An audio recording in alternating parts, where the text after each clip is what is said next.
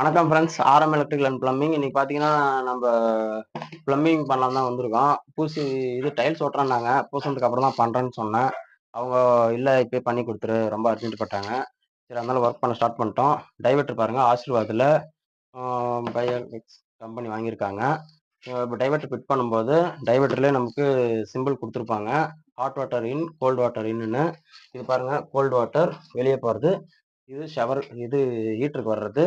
ஹீட்டர்லேருந்து hot water டேப்புக்கு வர்றது. இது float tape பாருங்க வச்சுருக்கோம். இங்கே பாருங்க ஷவர் வச்சுருக்கோம் 6 அடி ஹைட்டில். இங்கே வாஷ் பேஷன் ஒன்று வருதுன்னாங்க. வாஷ் பேஷன் ஒரு டேப் ஒன்று வச்சுருக்கோம். இந்த பக்கம் வந்து பார்த்தீங்கன்னா அந்த பக்கம் வாஷிங் மிஷின் ஒன்று வருதுன்னாங்க. வாஷிங் மிஷினுக்கு ஒரு பாயிண்ட் ஒன்று வச்சுருக்கோம்.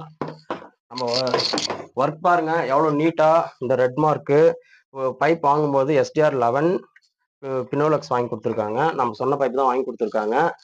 அதே மாதிரி தான் ஃபிட்டிங்ஸும்